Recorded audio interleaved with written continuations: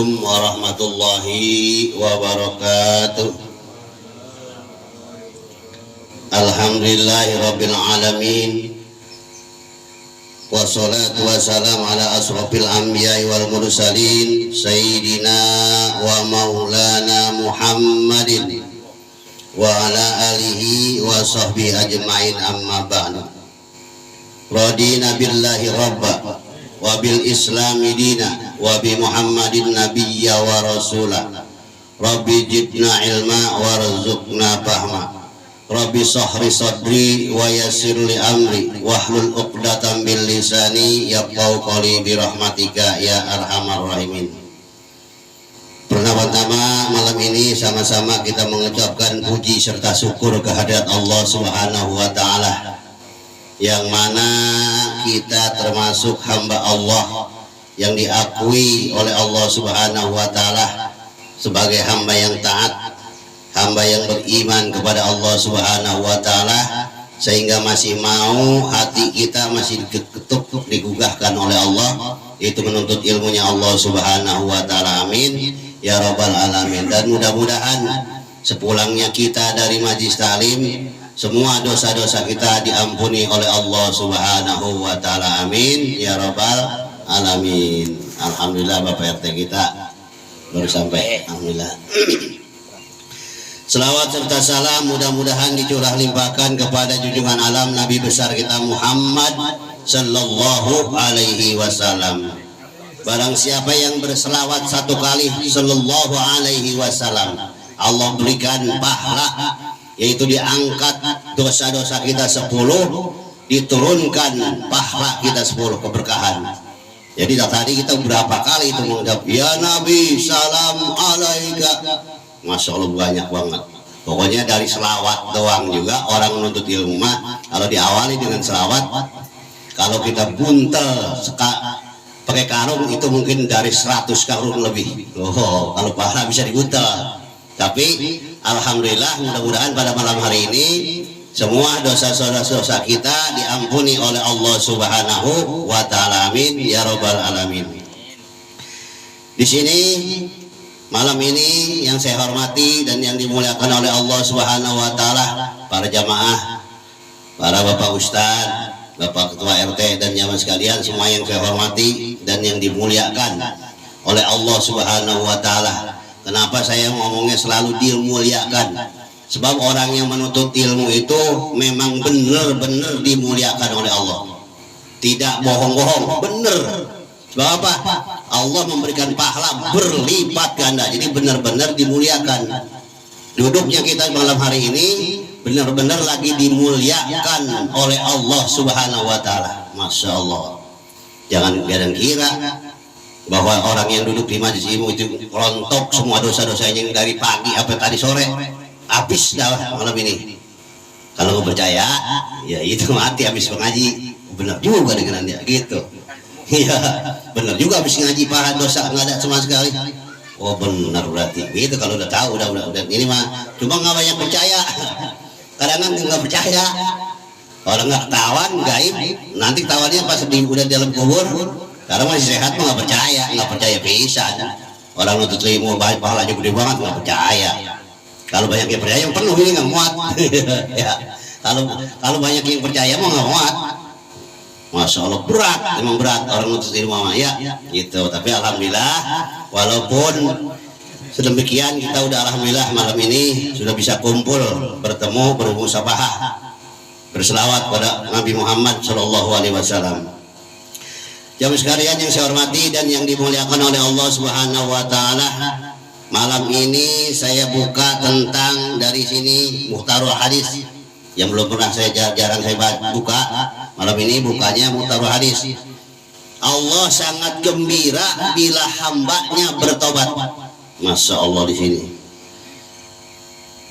Di sini bahwasanya di dalam keterangan sesungguhnya Allah lebih gembira atas tobatnya seorang hamba daripada yang kehausan lalu menemukan sumber air. Jadi kegembiraan Allah itu apabila kita sedang aus dari pagi nggak ketemu air, aus jalan, kita ketemu air gembira.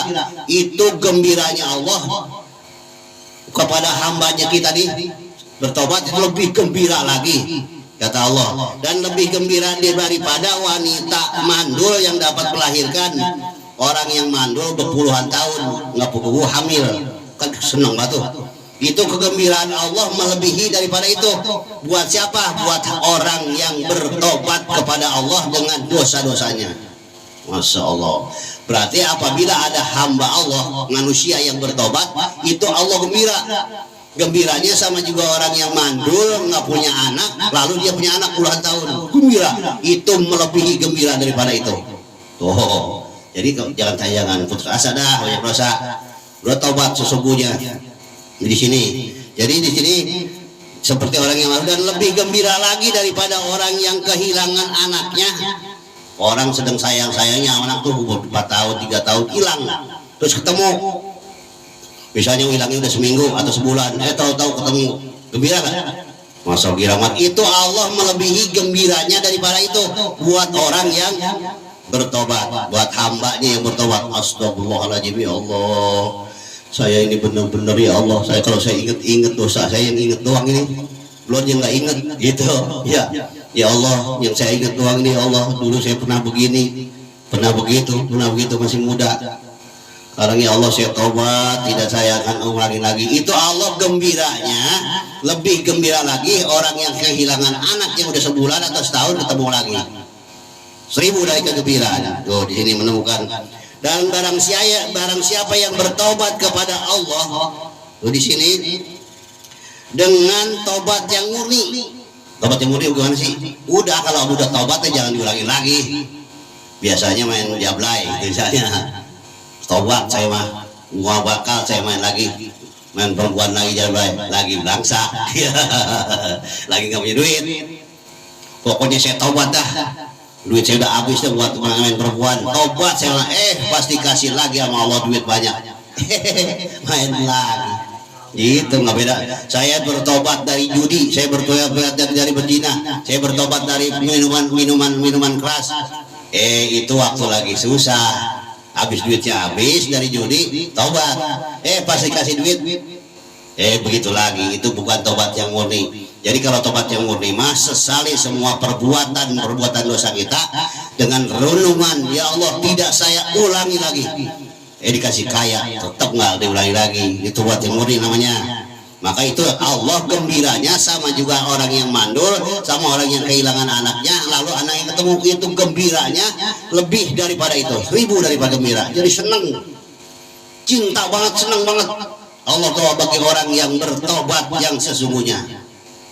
Dan sebaliknya, kalau orang udah dosa numpuk nggak mau tobat, mati, itu Allah udah murka. Itu malaikat disuruh, malaikat manusia loh, dia udah banyak dosa, nggak apa tobat, apa umurnya sampai di tobat udah siap, dia baru lagi ditemani ini, baru orang ngelawat, innalillahi wa inna ilaihi rajiun, baru datang tuh yang ngelawat, baru datang kan, pada ngelawat pas dimandiin, digotong, disolatin, itu habis disolatin dibawa ke kuburan, itu malaikat udah nungguin. Kata malaikat, ajab rahmat, mau ngapain? Gua lagi nungguin. Ada si pulang yang meninggal yang dosa aja nggak pernah tobat. Ya udah siap aja kalau pengen tahu mah. Kalau pengen tahu mah, itu orang yang durhaka itu udah ditungguin sama malaikat. Udah ada yang megang petungan, ada yang megang garpu, cacak, ada yang macam-macam udah kayak gregetan-gregetannya gitu. Makanya Allah gembira seorang manusia hamba Allah umat Nabi Muhammad bertobat. Bertobatnya dulu mati sebelum tenggorokan. Udah begitu udah, kalau udah ngorok gitu suara napas udah nggak bisa dah.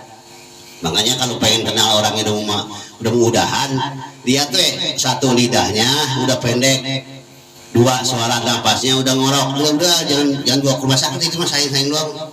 Lihat loh, kalau lidahnya udah nelan air juga, seketlek juga, nah udah dah, itu mah udah, itu mati itu berarti.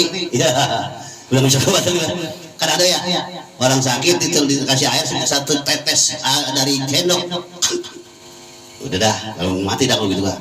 Jangan dibawa ke rumah sakit ya. Makanya tobat ngomong kita masih gagah. antara kalau masih gagah kalau gue udah tobat gue pengen gitu lagi, terserah itu mah bodo amat gitu ya. Di sini jadi kegembiraan Allah bagi umat Nabi Muhammad bertobat itu melebihi kegembiraan kita apabila anak kita hilang itu. Maka Allah di sini melupakan dua malaikat pencatat amalnya. Jadi Allah suruh melupakan, malaikat lupakan itu yang dulu catatannya kotor, udah buang. Masya Allah, Maha Rahman Maha Ghafurnya Allah. Jadi kalau orang yang banyak dosanya dari langit ke bumi, yang dulu catatannya kotor suruh buang, udah buang malaikat. Itu si dopai udah tahu bukan tobat, gitu. Ya, udah buang, dibuang. Ini Allah yang nyuruh, Allah yang memerintahkan kepada malaikat. Disuruh apa sih di sini? Suruh lupakan tuh catatan-catatan jeleknya. Itu karena dia udah tobat. Semua anggota tubuhnya dan tempat-tempat dia pernah datengin. Dulu pernah pacaran di bawah ini nih. Nah, ini. Nah, itu ada catatannya, ada.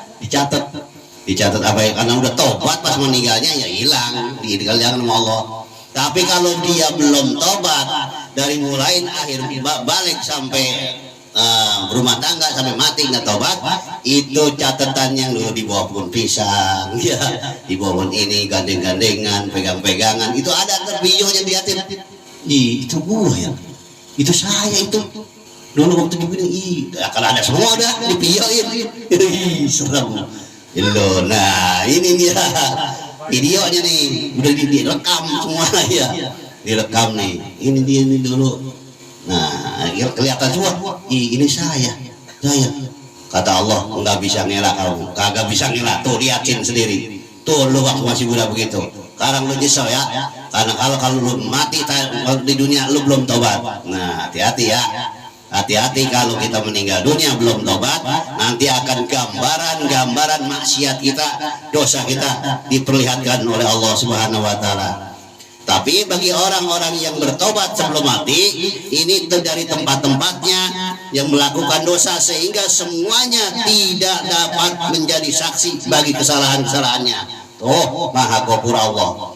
Jadi kalau Allah Maha Ghafur, itu orang segitu banyaknya dosa. Pas dia mau meninggal dunia, tinggal setahun lagi atau 5 bulan lagi tobat, habis tuh dari tempat-tempatnya dan kesalahan dan dosa-dosa yang dikerjakannya sebelum dia bertobat itu diperlihatkan. Tapi kalau udah tobat mah hilang, gitu.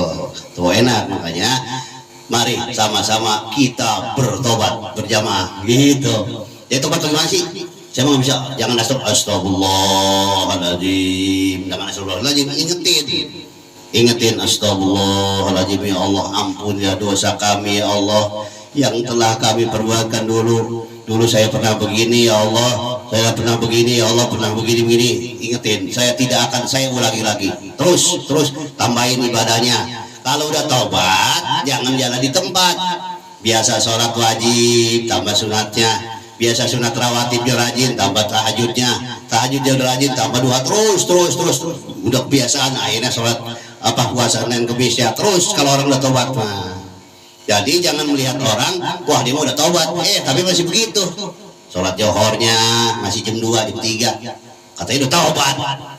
Itu sholat subuhnya setengah 6 wae, ya belum termasuk itu mah. Kalau udah tobat kan takut terus, apabila mendengar suara ajan, suara panggilan sholat, udah langsung sigrah, orang udah tobat.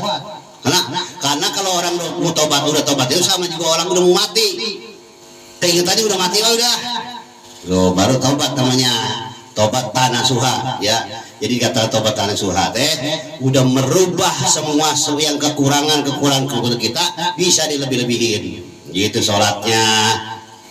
Biasanya habis sholat, assalamualaikum warahmatullahi wabarakatuh, langsung cekat, enggak, ini laki dikir minimal la ilaha illallah astagfirullahaladzim atau subhanallah enggak tinggal. Barang siapa mengucapkan subhanallah 33, alhamdulillah 33, Allahu akbar 33 setelah sholat, maka Allah menghapuskan dosa-dosanya sebanyak buih yang ada di lautan. Tiba begitu doang. Ya, apalagi taubat nasuha. Itu dosa yang mana? Dosa yang kecil. Kalau dosa besar ya itu taubat ada suha. Dosa yang kecil itu dengan subhanallah subhanallah 33 itu hapus tuh kalau saya sholat di bawah waktu Johor 33, terus itu 33 sampai asar, terus itu untuk apa? Untuk menghilangkan dosa-dosa yang kecil. Kalau yang dosa yang besar mah ya harus taubat yang tadi nih, taubatan nasuha. Jadi sini bagi orang yang bertobat itu dosa-dosanya nanti dihilangkan oleh Allah tempatnya. Tempat dia jalannya pernah di sini. Nanti kalau kita belum mati belum bertobat, jalan kita pernah di sono bermaksiat, misalnya kita waktu jalan kemana nih, ke daerah Setu Asem, Lancong misalnya, atau kemana Semurangi, pas itu ketemu perempuan dicemek-cemek, nanti itu ada videonya kalau belum tobat mah. Nah, loh ini dia itu. Nah, itu jadi kaget kita. Jadi nanti bukan tawa nanti cuma betul nanti ledek. Kenapa? Satu ini akan disiksa oleh Allah. Sedangkan diperlihatkan oleh Allah. No, tempat tuh. Lihatin dulu. Ono udah ngegubar-gubar tuh api. Bukan digubar lagi, hitam bari gelap. Tuh api udah paling panas ya kan diperlihatkan. Masya Allah, serem. Ini cerita tentang di sini babnya di sini mutarul hadis. Jadi kalau di sini mutarul hadis mah lain-lain, ini tentang tobat. Jadi tak dapat kita gambarkan kegembiraan seseorang yang sedang kehausan, lalu dia merenggut sanggup hausnya udah mati, dapat air, gembira itu Allah lebih daripada itu gambarannya. Jadi kalau ada manusia hamba umat Nabi Muhammad bertobat, itu Allah gembira, sangat gembira. Oh, dia enak banget ya. Kayak orang dosa-dosa dulu, sekarang silakan begitu. Silakan. Tapi sang namanya umat Nabi Muhammad, Rasul kita itu sayang banget sama kita nih, sayang. Ngarep-ngarep ini bocah mau taubat ya Allah, maaf minta tuh. Makanya kalau terdengar waktu ada riwayat ini neraka jahanam buat siapa, lalu malaikat diam. Pas itu dijawab, ini buat umatmu hai Muhammad. Siapa? Umatmu yang belum mati, belum tobat. Akhir itu Nabi Muhammad nangis sampai senangis-nangis dah. Dia nggak mau umatnya satu pun masuk ke dalam neraka. Tuh, makanya di sini apabila kita bertobat, Allah gembira, sangat gembira. Sebab apa? Allah juga sayang sama umat Nabi Muhammad, sayang. Cuma ini hambanya nggak mau disayang, pada bandel gitu. Orang ngaji pada bodoh cuek, ya kan? Ada pengajian cuek. Silakan kau mau apa di dunia ini, silakan gitu, terserah kamu, udah terserah gitu. Ntar di akhirat udah masing-masing. Banyak orang gitu, bodoh amat lu berdosa, masalah kuburan kan masing-masing katanya. Gitu ada. Apa yang mati gua mau apa kananya. Ntar udah mati mas masing-masing kuburannya. Iya, astagfirullahaladzim. Mana itu yang begitu? Hati-hati ya, hati-hati nih di sini. Dalam keterangan lain